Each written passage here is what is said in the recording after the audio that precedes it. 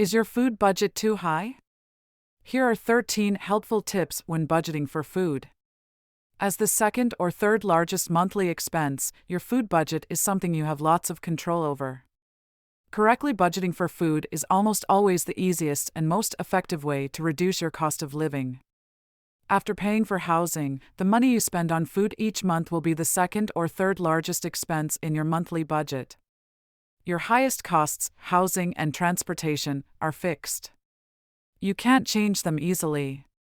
However, your food budget is something you have lots of control over. Budgeting for food is almost always the easiest and most effective way to reduce your monthly cost of living. If you're so far in debt, though, that you're not sure changing your food budget is going to make much of a difference, feel free to reach out to us. We've helped numerous Canadians substantially reduce the monthly debt they owe, oftentimes at little to no cost to them. So, ready to get to it? Here's our list of 13 ways to lower your monthly food budget. Number 1. Make more of your own meals. Let's start with the obvious. Eating at home is the number one way to reduce your food budget. We estimate that every meal eaten outside the home is, on average, $15 more expensive than a meal eaten at home. If you're a family of 4 and you eat out once a week, cutting back to eating out once a month will save nearly $250 from your monthly budget. Imagine what else you could do with that money. Now that you're in your kitchen, what else can you do to save money? Number 2. Meal planning. Good meal planning is an essential starting point to reduce your food budget. Meal planning sounds intimidating, but it doesn't need to be. The meal plan makes sure you're only buying what you need. Meal planning to reduce your food budget will depend on factors such as: how many people are there in your family? Do any of them have special dietary needs? How close are you to where you usually shop? Do you have a deep freeze? What's already in your pantry or freezer that might be close to expiring? Adapt your plan to the above factors, but generally, you should be looking to plan a week at a time when planning and budgeting for food. The meal plan gives you guidance for your trips to the grocery store, so you're only buying what you need. Often, it helps to have a rotation of meals your family enjoys, and this rotation becomes the basis for your weekly plan. For example, when meal planning and budgeting for food, you can have meatless Mondays, Taco Tuesdays, fish on Fridays, and then roast something on Saturday or Sunday. Make a point of regularly using the items in your freezer or pantry so you don't throw them out. There are great apps available to assist with meal planning and budgeting for food. Do a Google search on meal planning apps and experiment with different approaches until you find what works best for you. Regardless of your approach, effective meal planning will guarantee you'll reduce your food budget. Number 3. Plan your trips to the grocery store. This budgeting for food tip follows naturally from your meal planning. Whether you're using an online app or making an old-fashioned grocery list, having a list helps you focus on what you need. More trips to the store generally mean more dollars spent. In most circumstances, limit your trips to the grocery store to 1 per week. Why? More trips to the store generally mean a higher food budget, often because of impulse purchases while you're there. The exception to this general rule will be if you live within walking distance of a store or have limited fridge or freezer storage. Planning your trips to the store will allow you to make the best use of what you already have on hand and avoid impulse purchases. Number 4. Meat reduction and substitution. Meat and seafood purchases are usually the most expensive items in your food budget. If you don't already do this, make at least 1 meal a week meatless.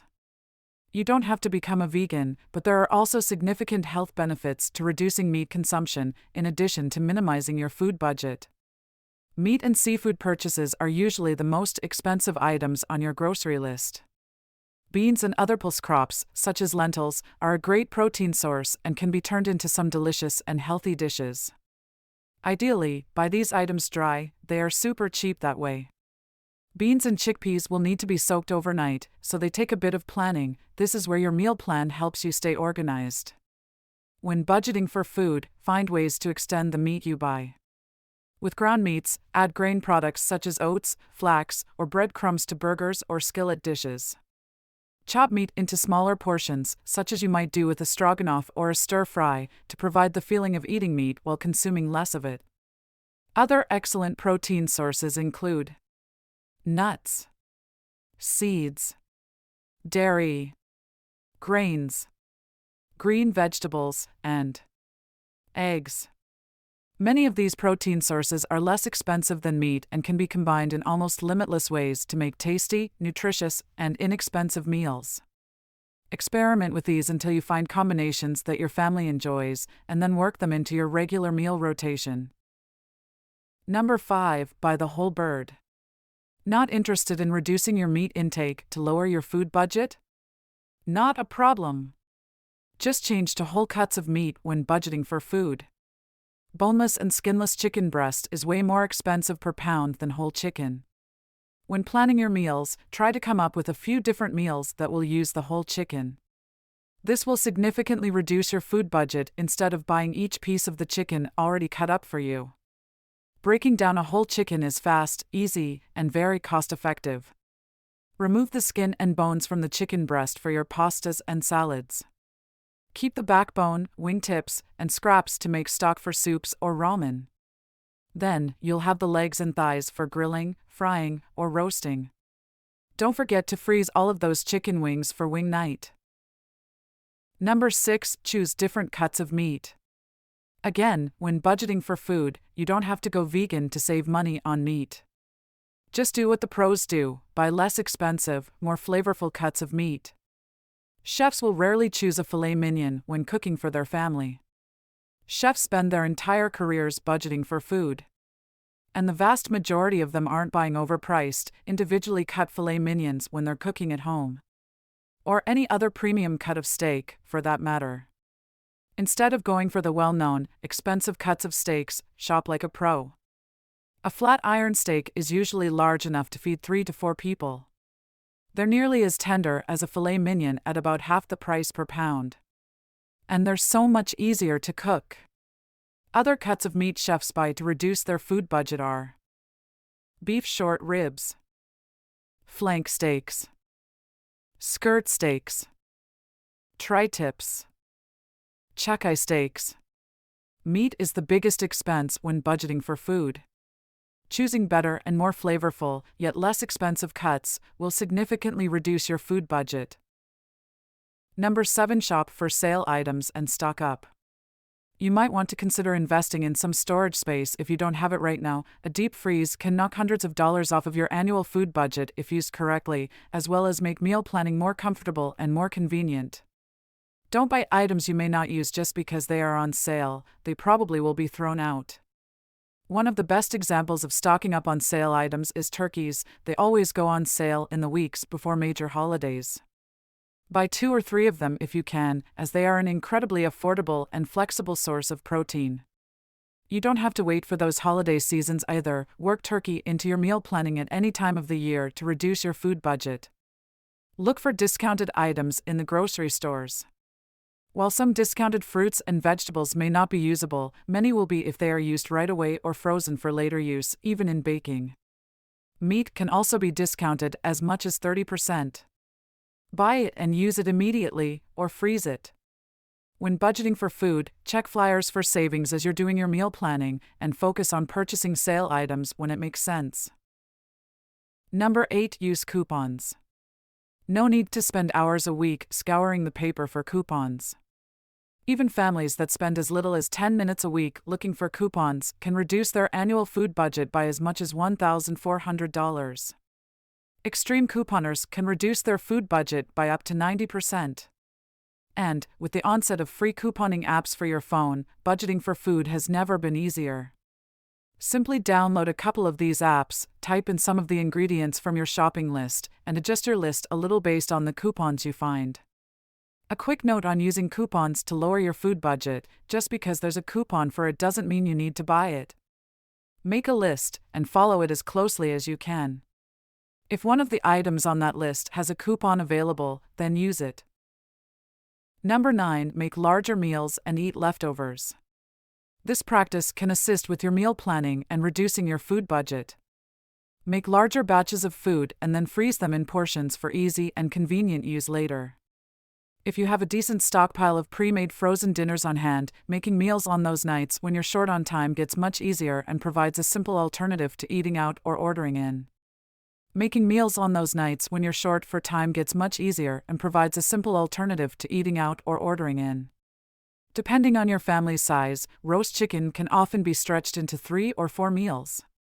You have the chicken on the day of the roast and have the leftovers for a second meal. Use a stock pot or slow cooker to turn the carcass and a few vegetables into a delicious broth that can be used for soups or as a base for sauces. You'll eliminate buying stock from your food budget and gain the health benefit of controlling the ingredients that are going into the stock. Chilies, stews, chowders, and soups are great candidates for making large batches of food. Label and date what you're making. Sometimes the boxes in the freezer start to look alike, and you won't be sure what you have there or how old it is. Number 10. Reduce the amount of food thrown out in your household. Studies in the U.S. indicate that Americans waste 30% to 40% of their food. Maybe we do better in Canada, but even at 25% waste, that could be $2,400 saved per year on your food budget. Even the most frugal households throw out nearly 10% of their food purchases. Even the most frugal households throw out nearly 10% of their food purchases. When budgeting for food, make a list of the items that you most often end up throwing out. Usually, it's fresh produce going to waste. When you realize that's happening, make a point of moving the oldest produce to the front of your fridge so that it's top of mind when you look in the refrigerator. Take the same approach to items in your freezer. Periodically move the oldest items to the front of the freezer so you pay attention to using them up before they become freezer burned. Number 11. Buy items in bulk. You are almost always paying for pre-packaging of foods, and sometimes it's costly. One of the best examples of this is spices. They are usually much cheaper when purchased in bulk. Dry goods can be good candidates to buy in bulk, which is usually much cheaper. Other dry goods can be good candidates to buy in bulk.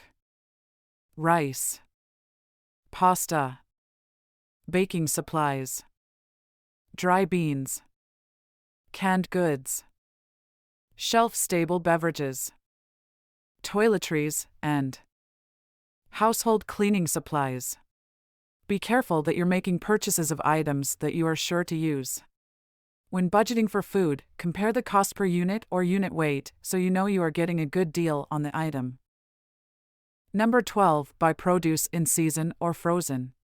Buy berries and tree fruits such as peaches and nectarines in the summer when they are readily available, and buy root vegetables in the fall and winter.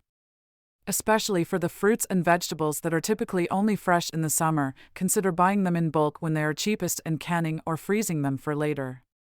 Sometimes frozen produce can even be more nutritious as it's picked and frozen at the peak of its nutritional value.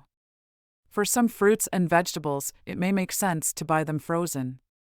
If you use avocados in a smoothie, for example, you usually need only a few chunks for the smoothie, and storing the rest of it fresh often doesn't work out so well. To reduce your food budget, consider freezing the balance of the avocado or just buying a frozen package you can dip into for your smoothies. Berries can be another example of this. They can increase your food budget when purchased fresh, but reasonably priced when frozen. Sometimes, frozen produce can even be more nutritious as it's picked and frozen at the peak of its nutritional value and not picked days or weeks before showing up on a grocery store shelf. Number 13. Make your coffee at home. Buying coffee at the drive-thru, or worse, buying it at an expensive coffee shop, is guaranteed to increase your food budget. If your coffee at the drive-thru costs the better part of $2, and you buy one coffee a day while you're working and work 20 days a month, that's $40 a month and nearly $500 a year. By comparison, you can make the same cup of coffee at home for pennies each day. Buying a travel mug will pay for itself in the short term and save you money in the long term. Is your food budget still too tight? By using a combination of these 13 tips for budgeting for food, you can reduce the amount of money you spend every month at the grocery.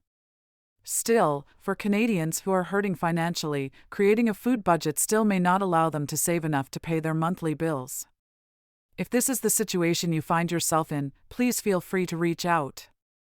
We've helped numerous Canadians reduce their overall monthly debt load, giving them much-needed breathing room when it comes to buying the necessities in life.